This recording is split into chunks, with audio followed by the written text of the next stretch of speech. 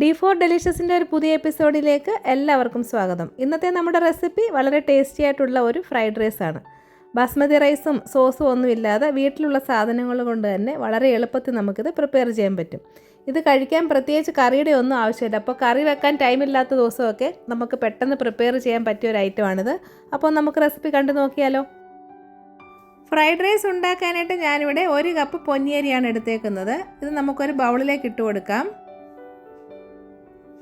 ഇനി ഇത് നന്നായിട്ട് കഴുകി എടുക്കണം. 4-5 പ്രാവശ്യം വെള്ളം മാറി കഴുകി ആ വെള്ളത്തിൻ്റെ കളർ ഒന്ന് ക്ലിയറായി വരുന്നത് വരെ വേണം കഴുകാൻ.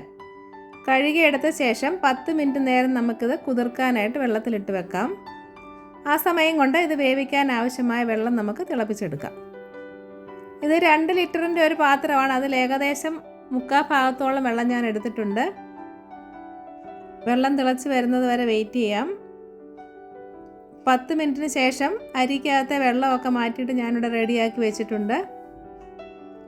നമ്മൾ അടുപ്പിൽ വെച്ച വെള്ളം ഇപ്പം ചൂടായിട്ടുണ്ട്, തിളയ്ക്കാനൊക്കെ തുടങ്ങുന്നുണ്ട്. നമുക്കിനി അരി ഇതിലേക്ക് ഇട്ട് കൊടുക്കാം. മീഡിയം ഫ്ലെയിം ഇട്ട് കൊടുക്കാം. ഒന്ന് മിക്സ് ചെയ്ത് കൊടുക്കാം. മീഡിയം ഫ്ലെയിമിലിട്ട് ഇതൊന്ന് തിളച്ച് വരുമ്പോഴേക്കും നമുക്ക് തീ അല്പം കുറച്ച് കൊടുക്കണം. ഇനി ഇത് വെന്ത് വരുന്നത് വരെ വെയിറ്റ് ചെയ്യാം. പൊന്നിയരി പെട്ടെന്ന് വെന്ത് കിട്ടും. ഒരുപാടങ്ങ് വെന്ത് പോകരുത്. നന്നായി വേഗം വേണമെന്നാൽ ഒരുപാടങ്ങ് സോഫ്റ്റായി പോകരുത്. കാരണം നമ്മുടെ റൈസൊക്കെ അങ്ങ് ഒട്ടിപ്പിടിച്ച് പോകും. അല്പം കൂടി ഇത് വേകാനുണ്ട്. വീണ്ടും 10 മിനിറ്റ് കൂടി കഴിഞ്ഞ് നമുക്കൊന്ന് നോക്കാം. ഇപ്പോൾ അരി ഇവിടെ വെന്തിട്ടുണ്ട്. നമുക്കിനി ഇതിൻ്റെ വെള്ളമൊക്കെ കളഞ്ഞ് ഒരു അരിപ്പ പാത്രത്തിലേക്ക് മാറ്റാം. അപ്പോൾ അരിപ്പ പാത്രത്തിലേക്ക് മാറ്റിയിട്ടുണ്ട്. ഈ റൈസ് നന്നായിട്ട് തണുക്കണം. അപ്പോൾ അതിനായിട്ട് നമുക്ക് മാറ്റി വെക്കാം.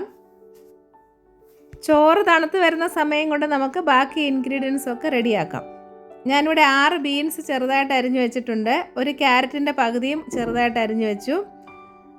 2 വലിയ അല്ലി വെളുത്തുള്ളി കൊത്തി അരിഞ്ഞു വെച്ചിട്ടുണ്ട്. അപ്പോൾ ചെറിയ അല്ലി വെളുത്തുള്ളി ആണെങ്കിൽ ഒരു 4 അല്ലിയൊക്കെ എടുക്കണം. പിന്നെ വേണ്ടത് ഒരു സവാളയുടെ പകുതിയും ഒരു പച്ചമുളകും അതിവിടെ അരിഞ്ഞു വെച്ചിട്ടുണ്ട്. ഒരു പാൻ അടുപ്പിലേക്ക് വെച്ച് കൊടുക്കാം. ഞാനിവിടെ 2 മുട്ടകൾ ഒരു ബൗളിലേക്ക് എടുത്തിട്ടുണ്ട്. പാനിപ്പം ചൂടായി വന്നിട്ടുണ്ട്. നമുക്കിതിലേക്ക് 2 ടീസ്പൂൺ വെളിച്ചെണ്ണ ഒഴിച്ചു കൊടുക്കാം. വെളിച്ചെണ്ണയോ സൺഫ്ലവർ ഓയിലോ നിങ്ങൾക്ക് യൂസ് ചെയ്യാവുന്നതാണ്. ഇനി നമ്മൾ റെഡിയാക്കി വെച്ചിരുന്ന മുട്ടകൾ ഇതിലേക്ക് ഒഴിച്ചു കൊടുക്കാം. എണ്ണ ഇപ്പോൾ ചൂടായി വന്നിട്ടുണ്ട്. മുട്ട കഴിക്കാത്തവർക്ക് ഈ മുട്ട പ്രിപ്പയർ ചെയ്യുന്ന സ്റ്റെപ്പ് ഒഴിവാക്കാവുന്നതാണ്. ഇങ്ങനെ ഒന്ന് മിക്സ് ചെയ്ത് കൊടുക്കാം. ഇനി ഇതിലേക്ക് അല്പം ഉപ്പ് ചേർത്ത് കൊടുക്കാം. ഒരല്പം ഉപ്പ് ചേർത്താൽ മതി. 1/4 ടീസ്പൂൺ കുരുമുളക് പൊടി കൂടി ചേർത്ത് കൊടുക്കാം. മിക്സ് ചെയ്ത് കൊടുക്കാം. മുട്ട നന്നായിട്ടൊന്ന് സ്ക്രാമ്പിൾ ചെയ്തെടുക്കണം. അപ്പോൾ ഈ തവി വെച്ച് തന്നെ ഇങ്ങനെ ഒന്ന് കട്ട് ചെയ്ത് കൊടുത്താൽ മതി. മുട്ട ഒരുപാട് അങ്ങ് ഡ്രൈ ആയി പോകരുത്. സോഫ്റ്റ് ആയിട്ട് തന്നെ ഇരിക്കണം. എന്നാൽ നന്നായിട്ട് വേവുകയും വേണം. ഇപ്പോൾ ഇതിവിടെ റെഡി ആയിട്ടുണ്ട്. നമുക്കിതൊരു പാത്രത്തിലേക്ക് മാറ്റാം. ഇനി അതേ പാനിലേക്ക് 2 ടേബിൾ സ്പൂൺ വെളിച്ചെണ്ണ ഒഴിച്ചു കൊടുക്കാം. എണ്ണ ചൂടായി വരുമ്പോഴേക്കും നമ്മൾ കട്ട് ചെയ്ത് വെച്ചിരുന്ന സവാളയും പച്ചമുളകും ചേർത്ത് കൊടുക്കാം. ഞാൻ അല്പം കറിവേപ്പില കൂടി എടുത്തിട്ടുണ്ട്. ഒന്ന് മിക്സ് ചെയ്ത് കൊടുക്കാം. ഇനി ഇതിലേക്ക് കൊത്തി അരിഞ്ഞ് വെച്ചിരുന്ന വെളുത്തുള്ളി കൂടി ചേർത്ത് കൊടുക്കാം. വീണ്ടും ഒന്ന് ഇളക്കി യോജിപ്പിക്കാം. സവാള ഒരുപാടങ്ങ് വഴന്ന് കളറൊന്നും മാറേണ്ട ആവശ്യമില്ല. 1 മിനിറ്റ് നേരം ഇങ്ങനെ ഒന്ന് മിക്സ് ചെയ്ത് കൊടുത്താൽ മതി. മീഡിയം ഫ്ലെയിമാണ് ഇപ്പോൾ ഇട്ടേക്കുന്നത്. ഇനി ഇതിലേക്ക് അരിഞ്ഞു വെച്ചിരുന്ന ബീൻസ് ചേർത്ത് കൊടുക്കാം. ക്യാരറ്റ് അരിഞ്ഞത് കൂടി ചേർത്ത് കൊടുക്കാം. എല്ലാം കൂടി ഒന്ന് ഇളക്കി യോജിപ്പിക്കാം. ഇനി ഇതിലേക്ക് അല്പം ഉപ്പ് ചേർത്ത് കൊടുക്കാം. വീണ്ടും ഒന്നുകൂടി മിക്സ് ചെയ്ത് കൊടുക്കാം. ഇനി പച്ചക്കറിയൊക്കെ ഒന്ന് വെന്ത് വരണമല്ലോ. അതിനായിട്ട് ലോ ഫ്ലെയിമിലിട്ട ശേഷം നമുക്കിത് കുറച്ച് നേരം അടച്ചു വെച്ച് വേവിക്കാം. ക്യാരറ്റും ബീൻസും ഒക്കെ വേകാൻ അല്പം സമയമെടുക്കും. ഇപ്പോൾ ഒരു 4 മിനിറ്റ് കഴിഞ്ഞിട്ടുണ്ട്. നമുക്കൊന്ന് തുറന്ന് നോക്കാം. അല്പം കൂടി വേകാനുണ്ട്. ഒന്നുകൂടി ഒന്ന് മിക്സ് ചെയ്ത് കൊടുക്കാം. അടി പിടിക്കാതിരിക്കാനായിട്ട് വീണ്ടും അടച്ചു വെച്ച് വേവിച്ചെടുക്കാം.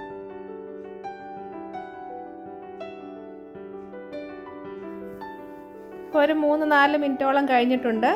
പച്ചക്കറിയൊക്കെ അത്യാവശ്യം വെന്തിട്ടുണ്ട്. ഇനി ഇതിലേക്ക് ബാക്കി ഇൻഗ്രീഡിയൻസ് ഒക്കെ ചേർത്ത് കൊടുക്കാം. 1/4 ടീസ്പൂൺ കുരുമുളക് പൊടി ചേർത്തു. 1/4 ടീസ്പൂൺ മുളക് പൊടി കൂടി ചേർത്ത് കൊടുക്കാം. എരി വേണ്ടാത്തവർക്ക് ഈ മുളക് പൊടി ഒഴിവാക്കാം. മുളക് പൊടി കൂടി ചേർക്കുമ്പോഴാണ് ഈ റൈസിന് നല്ല ടേസ്റ്റ് വരുന്നത്. അതുകൊണ്ടാണ് ഞാനിവിടെ ചേർത്തേക്കുന്നത്. 1/2 ടീസ്പൂൺ ലെമൺ ജ്യൂസ് കൂടി ചേർത്ത് കൊടുക്കാം. ഇനി ഒന്ന് മിക്സ് ചെയ്ത് കൊടുക്കാം. പൊടികളൊക്കെ ചെറുതായിട്ടൊന്ന് മൂത്ത് വരണം. ഇനി ഇതിലേക്ക് നമ്മൾ റെഡിയാക്കി വെച്ചിരുന്ന റൈസ് ചേർത്ത് കൊടുക്കാം. അപ്പം ഞാനിവിടെ സ്റ്റൗ ഓഫ് ചെയ്തിട്ടേക്കുവാണ്. റൈസ് നന്നായിട്ട് തണുത്ത ശേഷം മാത്രമേ ഇതിലേക്ക് ചേർക്കാവൂ. നമ്മൾ സ്ക്രാമ്പിൾ ചെയ്ത് വെച്ചിരുന്ന മുട്ട കൂടി ഇതിലേക്ക് ചേർത്ത് കൊടുക്കാം. ഇതൊക്കെ നന്നായിട്ട് മിക്സ് ചെയ്ത ശേഷം മാത്രമേ സ്റ്റൗ ഓൺ ചെയ്യാവൂ. നന്നായിട്ട് ഇളക്കി യോജിപ്പിക്കണം. പച്ചക്കറിയും മുട്ടയും എല്ലാം നന്നായിട്ടൊന്ന് മിക്സായി വരണം. ഇനി ഇതിലേക്ക് ആവശ്യത്തിനുള്ള ഉപ്പ് ചേർത്ത് കൊടുക്കാം. മിക്സ് ചെയ്ത് കൊടുക്കാം. നന്നായിട്ട് മിക്സ് ചെയ്ത ശേഷം ഉപ്പൊന്ന് നോക്കണം. ആവശ്യമുണ്ടെങ്കിൽ അല്പം കൂടി ചേർത്ത് കൊടുക്കാം. ഞാനിവിടെ ടേസ്റ്റ് നോക്കിയിട്ടുണ്ട്.